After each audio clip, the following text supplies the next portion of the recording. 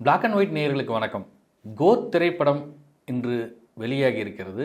இந்த திரைப்படத்தை குறித்து பேசுவதற்காக திரை விமர்சகரும் மூத்த பத்திரிகையாளருமான கோடங்கி ஆபிரகாம் அவர்களை வரவேற்கிறோம். வணக்கம். வணக்கம் சார். கோட் திரைப்படம் பெரிய அளவுக்கான ஒரு எதிர்பார்ப்பு, ரசிகர்கள் வரவேற்பு எல்லாம் இருக்குது. எப்படி இருக்குது படம்? பார்த்துட்டீங்க நீங்கள், அந்த படம் எப்படி இருக்குது? படம் எப்படி இருக்குது அப்படின்னா, முழுமையான விஜய் படம்னா அது ஒரு பேட்டர்னில் இருக்கும். விஜய்க்கான ஒரு முக்கியத்துவம் இருக்கும். அவர் எப்படி வில்லனை எப்படி அதை க்ளோஸ் பண்ணுறாரு, அந்த மாதிரி ஒரு விஷயங்கள் போகும். பெரும்பாலும் பார்த்திங்கன்னா அவர் படங்களில் கதையை விட ஹியூமருக்கு நிறைய பண்ணியிருப்பார். குழந்தைகள்லாம் ரசிக்கிற மாதிரி டான்ஸ் நிறைய வச்சுருப்பார். அந்த மாதிரி நிறைய பேட்டர்ன் இருக்கும். ஃபேமிலி சென்டிமெண்ட்டாக ஒரு விஷயத்தெல்லாம் எடுத்துகிட்டு போகிறதுக்கு ட்ரை பண்ணுவாங்க பெரும்பாலும். அப்போ சமீபத்திய படங்கள்லாம் ஒரு ஆக்ஷன் பிளாக்கில் ஓடிக்கிட்டு இருக்காருன்னு வச்சுங்களேன். இதுக்கு முன்னாடி வந்த படங்கள்லாம் பெருசாக அவருக்கு பெருசாக கை கொடுக்கவே இல்லை. ரசிகர்கள் டிசப்பாயிண்ட் தான். கோட்டுக்கு முன்னாடி வந்த திரைப்படங்கள்ல லியோ எந்த அளவுக்கு சக்ஸஸ்ஃபுல்லாக இருந்துச்சுங்க? இல்லை, இந்த படத்தில் முழுமையாக அதுதான் நான் சொல்ல வந்தேன். என்னென்னா, இது விஜய் படம்னு நம்ம பார்க்க முடியாத அளவுக்கு இது ஒரு இயக்குனர் பார்வையில் ஒரு படம் எடுத்திருக்காரு. அதில் விஜய் இருக்கார், அப்படி தான் நம்ம எடுத்துக்க முடியும். ஏன்னா இதில் பார்த்தீங்கன்னா உங்களுக்கு பிரபுதேவா இருக்கார், பிரசாந்த் இருக்கார், அஜ்மல் இருக்கார், நம்ம மோகன் இருக்கார், இன்னும் பலர் உள்ளுக்குள்ளே இருக்காங்க. பலரே இல்லைனாலும் ஏஐ டெக்னாலஜி அந்த விஷயங்களில் நம்ம விஜயகாந்த் உள்ளே வராரு. அப்புறம் ஒரு கட்டத்தில் சிவகார்த்திகேயன் இருக்கார். நிறைய நடிகருடைய ரெஃபரன்ஸ் அதுக்குள்ளே இருக்குது. ஸோ ஒட்டுமொத்தமாக ஒரு பயங்கரமாக எல்லா நடிகர்களையும் கொண்டு உள்ளே வச்சுட்டு அது விஜய்க்கு சாதகமாக அவங்களெல்லாம் பயன்படுத்துறதுக்காக ஒரு சின்ன யுக்தி. எனக்கு எல்லாரையும் கொண்டு அவங்களுக்கு சின்ன ரெஃபரன்ஸ் இருக்கணும், அவங்களுக்கான ஒரு டைமிங் எடுக்கணுன்றதுனால தான் இந்த படம் பார்த்தீங்கன்னா உங்களுக்கு ஃபர்ஸ்ட் ஹாஃப் தொடங்கி செகண்ட் ஹாஃப் முடிகிற வரைக்கும் 3 மணி நேரம் பயங்கரமாக அப்படியே பேக்கடாக வச்சுருக்காங்க. 3 மணி நேரம் எங்கேஜ் பண்ணுதா படம் அப்படின்னு சொன்னால், ஃபர்ஸ்ட் ஹாஃப் இன்னும் பயங்கரமாக கத்திரி போடணும் கண்டிப்பாக. ஒரு மாதிரி ஒரு பேட்டர்னில் இருக்குது. என்னென்னா, மற்ற படங்கள்லேருந்து சில இயக்குநர்கள் பற்றிலாம் சொல்லுவாங்க. இப்போ நீங்கள் அட்லி அப்படின்னு எடுத்துட்டிங்கன்னா அவர் சொல்லுவாங்க, இந்த மாதிரி அந்த படத்தில் எடுத்துட்டார், இந்த படத்தில் எடுத்துட்டாருன்னா அவர் மேலே நிறைய விஷயங்கள்லாம் சொல்லுவாங்க. ஒரு டிக்கெட்டில் 45 படம் பார்க்கலாம்லாம் கிண்டல்லாம் அடிப்பாங்க, நிறைய விமர்சனங்கள்லாம் ஓடும். ஆனால் இந்த படத்தை பொறுத்த வரைக்கும் கோட்டில் வெங்கட் பிரபு, விஜய் இந்த 2 பேருமே இந்த படத்துக்கு ஒரு பெருசாக மெனக்கெடுதல் என்ன பண்ணியிருக்காங்கன்னா, விஜய் என்ன சொல்லியிருக்காரு, இந்த படம் எப்படியாவது மக்கள்கிட்ட போய் சேரணும், ஆனால் அது ரொம்ப ஒரு மாதிரி மொக்கையாயிடக்கூடாது, கிரிஞ்சாக இருந்துடக்கூடாது, எதுவும் விமர்சனத்துக்குள்ளே மாட்டாத மாதிரி நீ என்ன வேணா பண்ணு. இப்போ நம்ம படத்தை ரெஃபரன்ஸ் கூட எடுத்துக்கோ, ஒன்றும் தப்பு இல்லைன்னு ஏதாவது சொல்லிட்டாரான்னு தெரியல. வெங்கட் பிரபு ரொம்ப கிளவராக என்ன பண்ணிட்டாருன்னா, எல்லாம் அவர் படம் விஜய் படத்துல இருந்தெல்லாம் பயங்கர ரெஃபரன்ஸ் எடுத்து முதல் பாட்டு பார்க்கும் போதே இது அந்த படமாக மாதிரி தெரியுது, இது இந்த படம் மாதிரி தெரியுது, இது இப்படி போகுது அப்படி போகுதுன்னு நிறைய விஷயங்கள் அதுக்குள்ளே ஓடும். அதுக்கேற்ற மாதிரியே அந்த அந்த கதைன்றது ஒன்றுமே கிடையாதுங்க. நீங்கள் குடியிருந்த கோயில்னு நம்ம எம்ஜிஆருடைய படம் ஒன்று இருக்குது. அது பேட்டர்ன் பார்த்தீங்கன்னா உங்களுக்கு அறத பழசு பழைய கதை தான். பட் அது ரொம்ப ஓல்டு டைப் ஆஃப் விஷயம். அதில் எப்படின்னா, ஹீரோவுடைய பையனையே வில்லன் கடத்திக்கிட்டு போய் தூக்கிட்டு போய் சின்ன வயசில் அவன் வளர்ப்பான். அவனுடைய அந்த வில்லத்தனத்தெல்லாம் பையனுக்கு ஊட்டி பையனையும் அப்பாவையும் மோத விடுவான். ஸோ இது ஒரு பழைய அறத பழசு. இந்த மாதிரி நிறைய படங்கள் வந்துருச்சு. இப்போ எஸ்ஏசியே ஒரு படம்லாம் பண்ணியிருக்காரு. அந்த மாதிரி படம்லாம் அந்த டைப்பில் இருக்கிற ஒரு லைன் எடுத்துகிட்டு இப்போ கரண்ட்டில் என்ன வரும், குளோனிங் இருக்குது, இங்கே டைம் ட்ராவல் இருக்குது, இந்த மாதிரிலாம் இருக்குது. இதில் டைம் ட்ராவல்லாம் கிடையாது. ஸோ ஒரு டைலாக் மாதிரி தான் வருது. பட் குளோனிங் டைப்பு, அப்புறம் டெக்னாலஜி நிறைய யூஸ் பண்ணி பண்ண விஷயங்கள் இதெல்லாம் சேர்த்து அப்படியே மொத்தமாக கொடுத்துருக்க மாதிரி இருக்குது. பட் இந்த விஜயை பொறுத்த வரைக்கும் பார்த்தீங்கன்னா, அவரே நெகட்டிவ், அவரே பாசிட்டிவ், அவரே ஹீரோ, அவரே வில்லன். அவருக்கு யாரும் வில்லன்லாம் கிடையாது, அவரே தான் அவருக்கு பார்த்துக்கிறாரு. அப்போ படத்தில் வில்லன் இல்லையான்னு கேட்கக்கூடாது. படத்தில் இவர் தான் வில்லன், அப்போ ஹீரோ அவர் தான். இந்த கரகாட்டக்காரன் வாழைப்பழ காமெடி மாதிரி தான். இந்த ஒன்று இந்த இருக்குது, இன்னொன்று எங்கே, அதுவும் இதுதான் அப்படின்ற மாதிரி 2மே அவரே எடுத்திருக்காரு. ஸோ அவர் என்ன நினச்சி எடுத்திருப்பார் அப்படின்னா, மேபி அடுத்து நம்ம சினிமா விட்டு வெளியில் போகிறோம், இப்போ நம்ம யாரையும் வில்லனாக காட்டக்கூடாது, அதனால் எல்லாருமே நமக்கு வேணும், இந்த ரசிகரும் நமக்கு வேணும், அந்த ரசிகரும் நமக்கு வேணும், அந்த நடிகருடைய ரசிகரும் நமக்கு வேணுன்றதுனால ஆல் கிளாஸ் இருக்கிற எல்லா டாப்பில் இருக்கிற எல்லா ஹீரோக்களுடைய ரெஃபரன்ஸையும் அவங்கள சம்மந்தப்பட்ட விஷயங்களையும் உள்ளே கொண்டாந்து வச்சுருக்காரு. ஒட்டுமொத்தமாக ஒரு வரியில் சொல்லணும் அப்படின்னா, ஒரு ஜூஸ், இது கலவையான எல்லா பழங்களையும் போட்டு மிக்சியில் அடிச்சு இந்தாங்க சார் குடிங்க அப்படின்னா, நீங்கள் என்ன செப்பரேட்டாக ஒரு லெமன் ஜூஸ் கொடுங்க, இல்லை ஒரு மாதுளை கொடுங்க, ஒரு சாத்துக்குடி கொடுங்கன்னு தனியாலாம் நீங்கள் கேட்க வேண்டியதில்லை. கலவையான ஜூஸ் ஒன்று கொடுப்பாங்கல்ல, மிக்சர் ஃப்ரூட்டு, அந்த மாதிரி ஒரு மிக்சர் ஃப்ரூட்டு தான் அது. இல்லை, இப்போ எல்லா நடிகர்களும் வந்திருக்காங்க அப்படின்னு சொன்னால் அதுக்கு இன்னும் படத்தில் பெரிய அளவுக்கான ஸ்பேஸ் இல்லைன்றது தான் ஒரு இதுவாக. இல்லை, ஸ்பேஸை விட உங்களுக்கு கதை இருக்கணும்ல. உங்களுக்கு கதை அறுத பழசு கதை தான். கதையில் ஒன்றும் பெருசெல்லாம் பெரிய ட்விஸ்ட் அண்ட் டர்ன்லாம் கிடையாது. திரைக்கதையில் ட்விஸ்ட் வச்சுருக்கான்ட்டு இவர் வெங்கட் பிரபுக்கே உரிய ஒரு விஷயம். நீங்கள் யாரை நல்லவன் நினச்சிட்டு இருப்பீங்களோ அவனே பார்த்தீங்கன்னா எதிராளியோட சேர்ந்துருப்பான். இதெல்லாம் நம்ம ஈஸியாக ஜட்ஜ் பண்ணிடலாம்.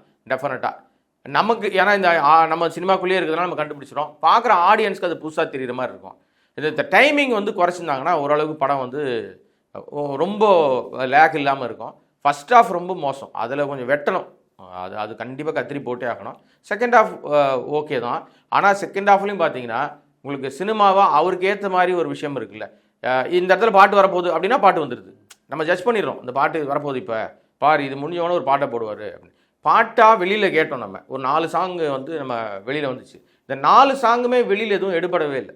பயங்கரமாக அதில் வந்து டிசப்பாயிண்ட் ஆகிட்டு பயங்கரமாக ஒரு மாதிரி எரிச்சல் ஆகிட்டாங்க எல்லா ரசிகர்களும். என்ன இப்படி இவன் காலி பண்ணிட்டாரு அப்படின்னு.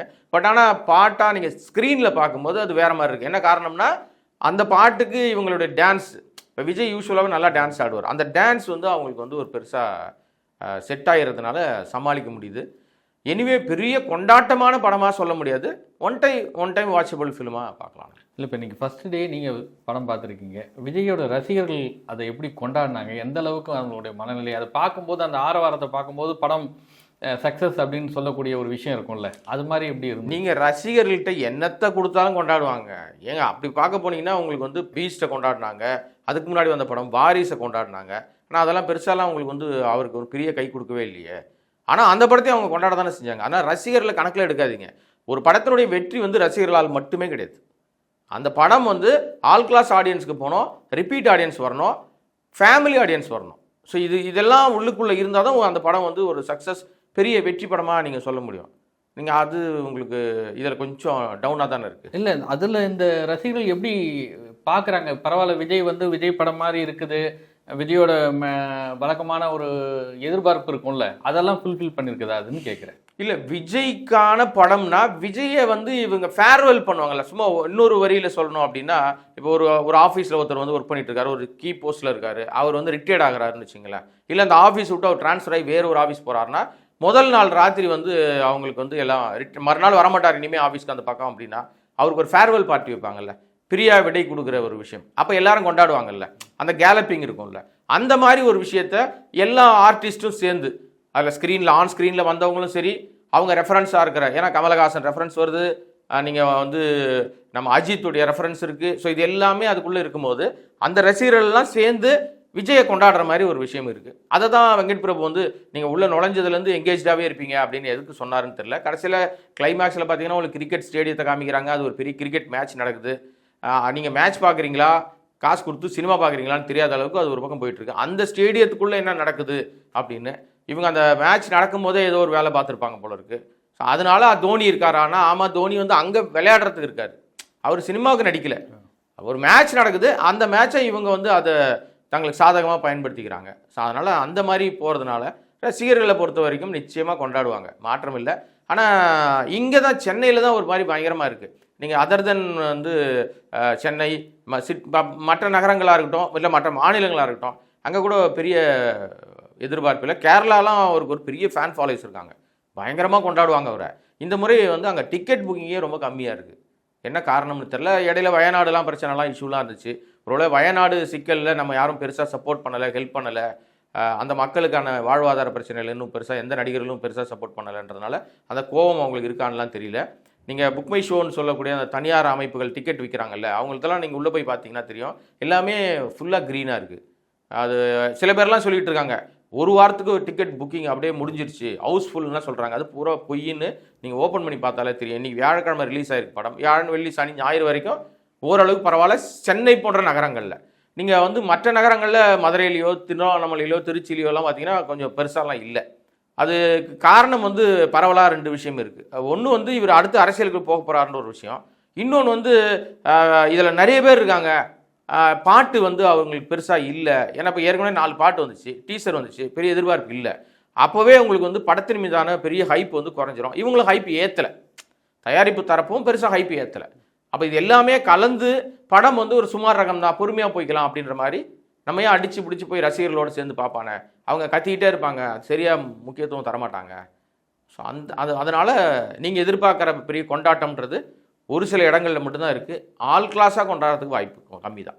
இப்போ விஜயகாந்த் ஏஐயில் கொண்டு வந்திருக்கோம், அது ஒரு பெரிய விஷயமா சொல்லிட்டு இருந்தாங்க. எப்படி இருக்குது? இல்லை அது சில நேரங்கள் எனக்கு இதெல்லாம் வந்து விஜயகாந்தோட நெருக்கமாக பழகியிருக்கேன். நான் ரொம்ப வருஷம் பழகியிருக்கேன். அதனால் அவர் வந்து சினிமாவிலையும் அவரை நம்ம பார்த்துட்டோம், அரசியல் ரீதியாக அவர் வந்த பிறகு எம்எல்ஏ ஆன பிறகுலாம் பார்த்துருக்கோம், எதிர்க்கட்சி தலைவராக வந்தபோது நம்ம பார்த்துருக்கோம், செய்தியாளராக நம்ம நிறைய விஷயங்கள் நம்ம அவரோட பழகியிருக்கோம்.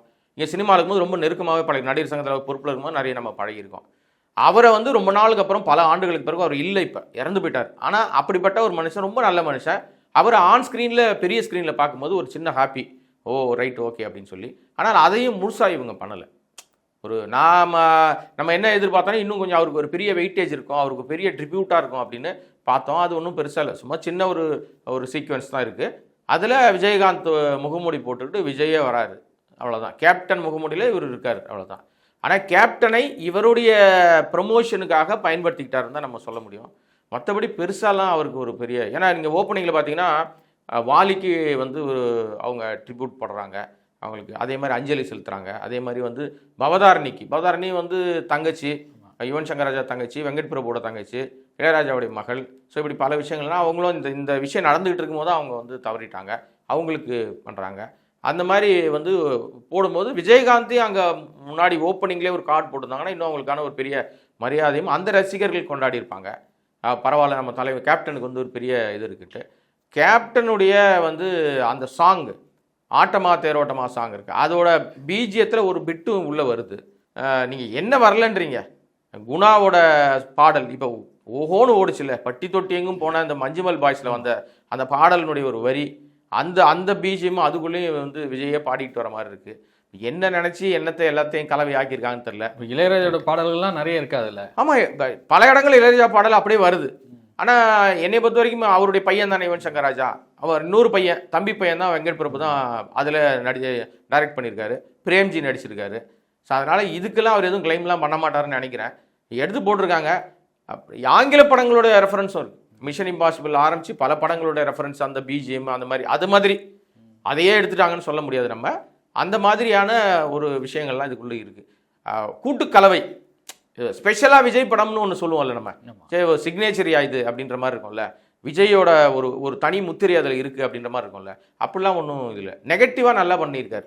ஹீரோயிசம் அப்படின்றத தாண்டி நெகட்டிவாக பண்ணுறதுக்கு ட்ரை பண்ணுறாருல. இப்போ அந்த நெகட்டிவாக பண்ணக்கூடிய டைம் அது இல்லை. அது அவர் எப்படி அவருக்கு போய் என்ன இவர் கதை சொன்னார், என்ன லைன் சொன்னார்லாம் தெரியல. ஏன் அதை சொல்ல வரேன்னா, இவர் இதுக்கப்புறம் வந்து அரசியலுக்கு போகிறாரு.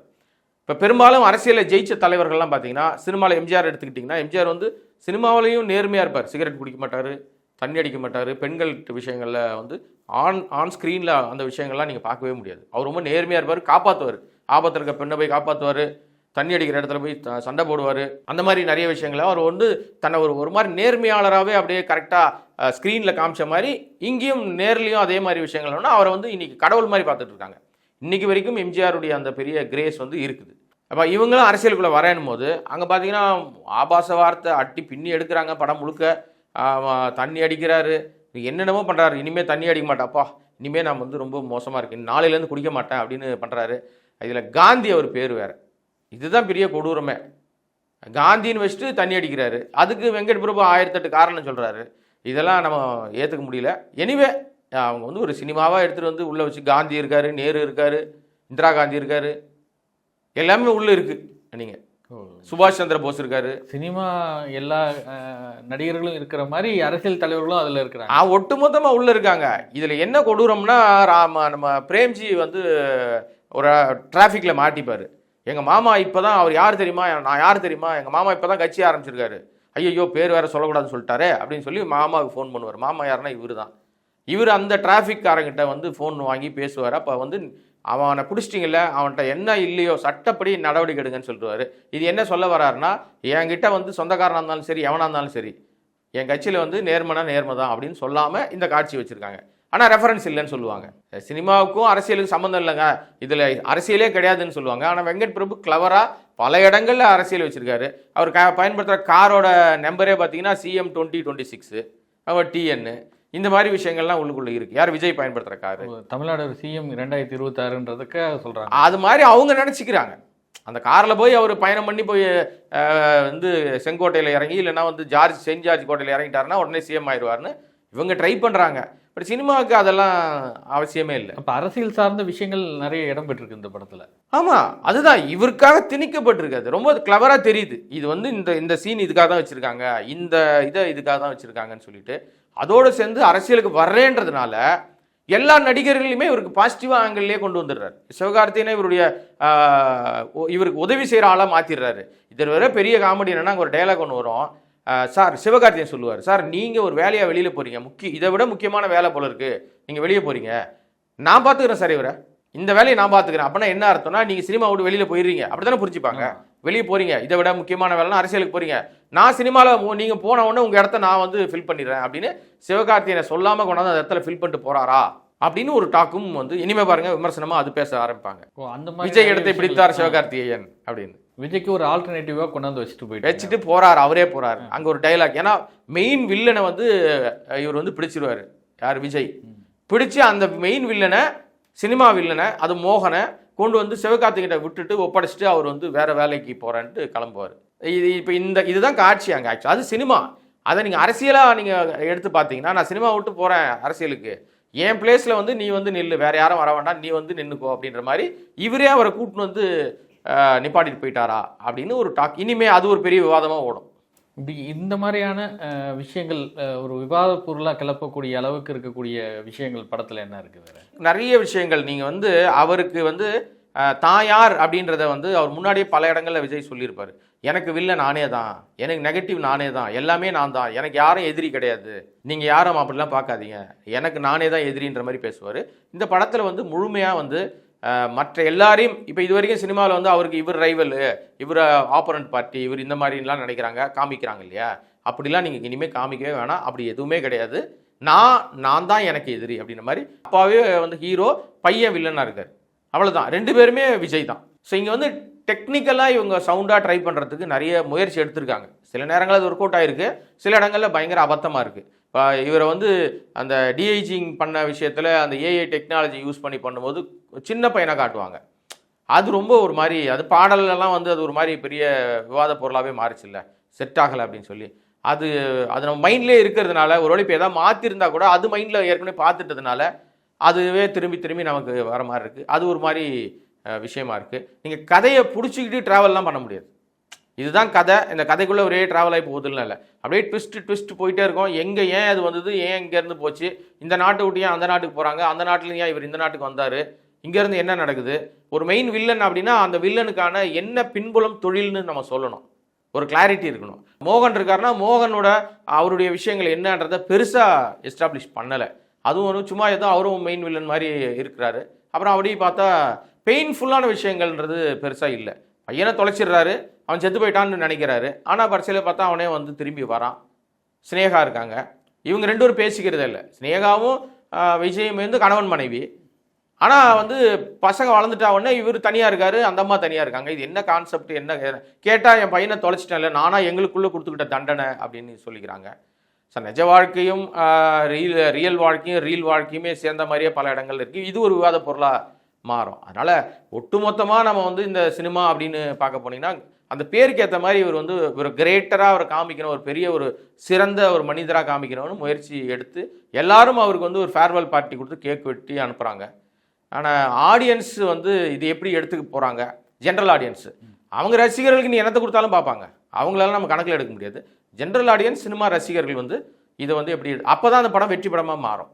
இப்போ நீங்கள் சொல்கிறது ஒரு ஃபேர்வெல் மாதிரி கொண்டு வந்துட்டாங்கன்றீங்க. ஆனால் இப்போ இன்னொரு படம் நடிப்பேன்னு அவர் ஏற்கனவே சொல்லியிருந்தாரு, அதுக்கப்புறம் முழுமையாக அரசியல் அப்படின்றார். இப்போ இந்த சூழலில் ஒரு அரசியலுக்கு போகிறதுக்கு முன்னாடி வந்திருக்கிற தொடர்ச்சியான படங்கள் இது மக்கள்கிட்ட எப்படி போய் ரீச் ஆகிருக்கும், இந்த கோட் எப்படி போகும், இது இல்லை இதை தாண்டி மனநிலையை மாற்ற வேண்டிய ஒரு சூழல் இருக்குமா? கடைசி படம்னு அந்த இதுக்கப்புறம் இருக்க படம் தான் அப்படின்றதுக்கு பதிலாக ஒரு வெற்றியை பெரிய அளவுக்கு கொடுத்துட்டு நம்ம அரசியலுக்கு போகணும் அப்படின்ற ஒரு எண்ணத்துக்கு ஏதாவது வர வேண்டியது இல்லை? அதை நோக்கி தான் இந்த படத்தை நகர்த்த ட்ரை பண்ணியிருக்காங்க. இது வந்து எப்படியாவது எனக்கு வந்து இந்த படம் வந்து பெரிய வெற்றியாக இருக்கணும்ப்பா, நீ யாரை வேணால் உள்ளே எடுத்துக்கோ. ஏன்னா பெரும்பாலும் விஜய் படங்கள்லாம் பார்த்தீங்கன்னா அந்த துணை நடிகர்கள் சின்ன சின்ன ஆர்டிஸ்ட் தான் இருப்பாங்க தவிர பெரிய ஸ்டார்ஸாக இருக்க மாட்டாங்க. அந்த மாதிரி படங்கள்லாம் இருக்கும். பாலிவுட்லலாம் அது சகஜம். அமிதாப் பச்சன் இருக்காருன்னா அவரை சுற்றி நிறைய யங்ஸ்டர்ஸ் உள்ள நடிப்பாங்க, கரண்ட்டில் ஹீரோக்களாக இருக்கிறவங்க. இந்த கல்ச்சரே வந்து விக்ரமில் தான் இது உருவாச்சு. விக்ரமில் நிறைய பேர் உள்ளே வந்தவுடனே அது நல்லா வெற்றி பெற்றவுடனே ஜெயிலர் வந்து ரஜினி படத்தில் பார்த்தீங்கன்னா எல்லா ஆல் கிளாஸ்லேருந்தும் ஆல் லாங்குவேஜ்லேருந்தும் ஒரு ஆளை எடுத்து போட்டு பண்ணாங்க. இப்போ இந்த படத்துலையும் பார்த்தீங்கன்னா மோகன் இருக்கார், நிறைய பழைய ஆட்கள் இருக்காங்க. பிரசாந்த் வந்து திரும்பி கம்பேக்காக வந்திருக்காரு, பிரபுதேவா இருக்கார், அஜ்மல் இருக்கார், சிவகார்த்தியனை கொண்டு வந்திருக்காங்க உள்ள. என்ன தான் கெஸ்ட் ரோலாக இருந்தாலும் அவரும் வந்து உள்ளே இருக்கார். ஸோ இது மாதிரி ஒரு பெரிய காம்போ எடுத்துகிட்டு வந்தது ரீசன் என்னென்னா, நீங்கள் சொல்கிற மாதிரி வந்து அந்த ஒரு இதுக்கப்புறம் அவர் போகிற இலக்கு வந்து வேறவா இருக்குது. ஆனால் என்னை பொறுத்த வரைக்கும் நான் என்ன ஃபீல் பண்ணுறேன் அப்படின்னா, என்னுடைய தனிப்பட்ட ஒப்பீனியன் இது. சினிமாவிலேருந்து அரசியலுக்கு போகிறாரு அப்படின்னா இவரை வந்து க்ளீன் ஹேண்டாக காமிக்கணும்ல. சினிமாவே இருந்தாலும் ரவுடியாவோ, கொலகாரனாவோ, வில்லனாவோ, கொடூர வில்லனாவோ, கொலை பண்ணுறதெல்லாம் சர்வசாதாரணமாக பண்ணக்கூடிய ஒருத்தனை வந்து நீங்கள் நேர்மையாக இருப்பானா நிஜ வாழ்க்கையில் அப்படின்னா, சினிமா வேற நிஜ வாழ்க்கை வேற அப்படின்னு பிரித்து பாருங்கன்னு சொல்லுவாங்க. பட் தமிழ்நாட்டை பொறுத்த வரைக்கும் தமிழ்நாட்டு அரசியல் நிலவரம் என்னன்னா, அதனால தான் தமிழ்நாட்டில் சினிமாவில் இருக்கிறவங்கள அரசியலில் கொண்டாடுறாங்க. ஏன்னா சினிமாவில் என்னெல்லாம் இவங்க ஹீரோயிசம் பண்ணுறாங்களோ அதெல்லாம் அரசியலையும் அவங்க பெருசாக பண்ணுவாங்கன்னு நம்புகிறாங்க. மற்ற மொழிகள் அது கிடையாது. நீங்கள் கேரளாவில் பார்த்தீங்கன்னா நடிகரை தான் பார்ப்பான். அங்கே அவனை வந்து பெருசாக தூக்கி வச்சுலாம் கொண்டாட மாட்டாங்க. அது மோகன்லாலாக இருக்கட்டும், மம்முட்டியாக இருக்கட்டும், யாராக இருந்தாலும் வாட்டவர், அவங்க எல்லாருக்கும் ஒரு நடிகர் அந்தஸ்து தான் கொடுப்பாங்க. பட் தமிழ்நாட்டில் மட்டும்தான் நீங்கள் ஒரு பெரிய ஒரு வெற்றி பெற்றுட்டீங்க சினிமாவில்னா உடனே அவங்களுக்கு அரசியல் நாற்காலி ஆசை வந்துடும். அவங்க ஏதோ ஒரு அரசியல் கட்சிக்கு வந்துடுவாங்க, இல்லை கட்சி தொடங்கிடுவாங்க, அடுத்த கட்டத்தை நோக்கி நகருவாங்க. இதுக்கு உதாரணமாக நீங்கள் வந்து நிறைய பேரை சொல்ல முடியும், வெற்றி பெற்றவர்களே சொல்லலாம். இவரும் அதை நோக்கி தான் நகர்றாரு. அப்போ அதை நோக்கி நகரும்போது நீங்கள் எடுக்கிற கதை இருக்குல்ல, இந்த கதைக்குள்ள இந்த வயலன்ஸ் வந்து நீங்கள் குறைச்சிருக்கலாமே, இந்த கொடூரங்களை குறைக்கலாமே. நீ ஒரு சினிமாவில் மட்டும் இருந்தால் பரவாயில்ல, கண்ணா பண்ணாலும் கத்தி எடுத்து குத்தி ஆளை கொலை பண்ணலாம், துப்பாக்கி எடுத்து சுட்டு கொலை பண்ணலாம். நீங்கள் அப்படியே பொதுமக்கள்கிட்ட போகிறீங்க, உங்களுடைய நெருக்கம் பொதுமக்களோட நீங்கள் வந்து இணக்கமாக இருக்க போகிறீங்க. அப்போ உங்கள் கதைகளில் ஒரு மாதிரி வந்து அந்த மாதிரி புரிதலோடு இருக்கிற விஷயங்கள் நீங்கள் பண்ணலாம். அதை கொஞ்சம் தவிர்ப்பாரா அடுத்த படத்துலையாவது, ஏன்னா இது வந்துருச்சு, இனிமேல் இது ஒன்றும் பண்ண முடியாது. நீ வர படத்துலையாவது அந்த மாதிரி விஷயங்கள் இல்லாமல் இருந்துச்சுன்னா பெட்டராக இருக்கும். இதுலேயே லீடு வேறு கொடுத்துட்டாங்க, நாங்கள் அடுத்து பார்ட் 2க்கு இருக்கோன்ற மாதிரி, குளோனிங் அது இதுன்ட்டு. பார்ட் 2க்குன்னா விஜயே கொண்டு வர மாதிரியான ஒரு சூழல். ஆமாம். அப்படின்னா இன்னொரு படம்ன்றது வந்து வெங்கட் பிரபு இயக்குவார் அப்படின்ற மாதிரி. எனக்கு ஊரில் ஒரு பழமொழி ஒன்று சொல்லுவாங்க, ஆடின காலும் பாடின வாயும் சும்மா இருக்காதுன்னு பழமொழி சொல்லுவாங்க. திரையுலகத்தில் இதுதான் கடைசி படம்னு சொன்ன பல பேரும் தொடர்ந்து படம் நடிச்சுட்டே இருக்கிறத நம்ம பார்த்துட்டே இருக்கோம். இப்போ ரஜினிகாந்தெல்லாம் பார்த்தீங்கன்னா நீங்கள் வந்து அவர்லாம் முன்னாடி சொன்னாங்க, ஒரு 4 படத்துக்கு முன்னாடியே சொன்னாங்க, இனிமேல் இவர் படம் நடிக்க மாட்டார், இதோட அவள் தான், இனிமேல் இந்த படம் நடிக்க மாட்டார், ஃபுல்லாக ரெஸ்ட்டில் தான் இருப்பார். ஏன்னா அவர் இடையில ஒரு உடல்நல ரொம்ப சிக்கானப்போ இனிமேல் படம் நடிக்க மாட்டார்னாங்க. அப்புறம் பார்த்தீங்கன்னா அதுக்கப்புறம் ஒரு படம் நடித்தார், அப்புறம் ஒரு படம், அப்படியே ஒரு படம் நடித்தார், அப்படியே ஓடிக்கிட்டே இருந்துச்சு. இப்போ நீங்கள் சொன்ன மாதிரி இந்த கடைசி படம் வந்து வெற்றி படமாக இருக்கணும், பெருசாக ஜெயிச்சுட்டு நம்ம ஒதுங்கிடுவோம் அந்த மாதிரி நினைக்கிட்டு படங்கள்லாம் பண்ணார். பல படங்கள் கையே கொடுக்கவே இல்லை அவருக்கு. தர்பாரில் ஆரம்பித்து நிறைய படங்கள் அவர் பயங்கரமாக அவருக்கு அடி தான் கொடுத்துச்சு. ரொம்ப லாஸ்ட்டு அது ஜெயிலர் அவருக்கு ஒரு பெரிய வெற்றியை கொடுத்த உடனே இது நல்லா இருக்க இந்த பேட்டர்ன் அப்படின்னு சொல்லிட்டு அதுக்கப்புறம் அரசியலுக்கு வரனார், அவரும் வராமல் போயிட்டார்.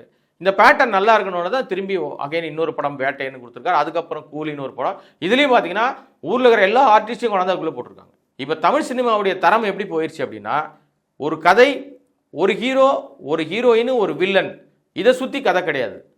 பேன் இண்டியா ஸ்டார்ஸ் எல்லாத்தையும் உள்ளே போடணும், உள்ளே போட்டு மொத்தமாக அவங்கள வச்சுக்கிட்டு அவங்க என்னெல்லாம் அவங்களால பண்ண முடியுமோ அதெல்லாம் எடுத்துகிட்டு அதை நம்ம ஒரு திரைக்கதையாக மாற்றி அங்கே இங்கே ஒன்று வெட்டி, எங்கேயாவது லேக் வர மாதிரி ஒரு பாட்டை போட்டு, எங்கேயாவது ஒரு விஷயம் இருக்க மாதிரி ஒரு சண்டையை போட்டு மொத்தமாக ஒரு படமாக கையில் கொடுத்துடலாம், ஒரு பிஜிஎத்தை போட்டோம்னா ஓடிடும் அப்படின்னு ஒரு பேட்டர்னையும் மாற்ற ட்ரை பண்ணுறாங்க.